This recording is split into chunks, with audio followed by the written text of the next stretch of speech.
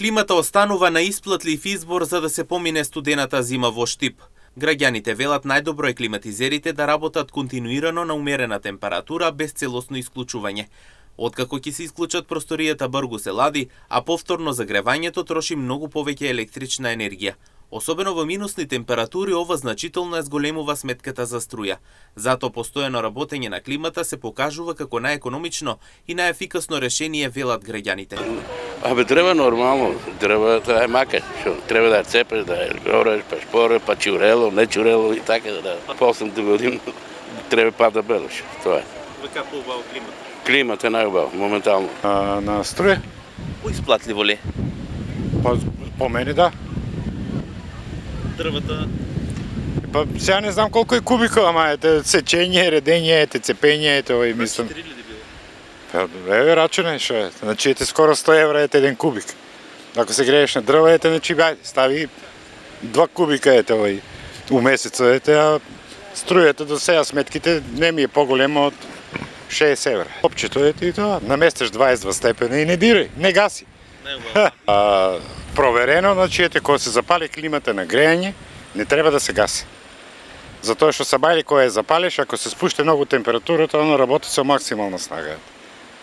Плюс овие новите инвертери лево-десно не трошат ништо. Тоа прават грешка, поготово зимно време кога доаѓаат температурите му минус кога отидат, замрзне се компресорите и не работи. И трошат струја? И трошат многу струја. Значи со максимална снага треба да се одмрзне компресорот за да почне да работи. На клими повеќе народот определуваат се. Вие? Јас сум на клима исто. Избегаваме ги тие ѓубрето, избегаваме белењето. Сега ако не се каче сметките, струјата ако не се каче, пак ќе терам лак годината. А поисплатливо ли е, подобро ли е на клима? Зависи на некој и смета тоа, климата не може да ја поднесат.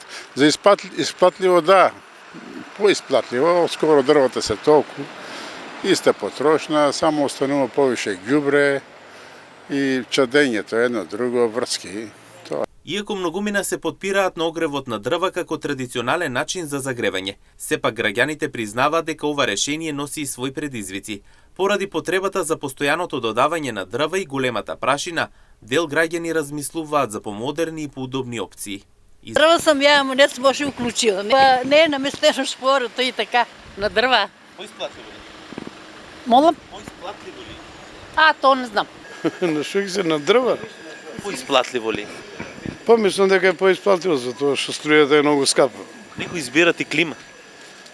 Па климата за време додека работи е топла, ама чим изгасиш више не се осеќа ништо. За мене ми е дрвото најдобро природно грејење. На дрва. Поисплатливо ли? Не.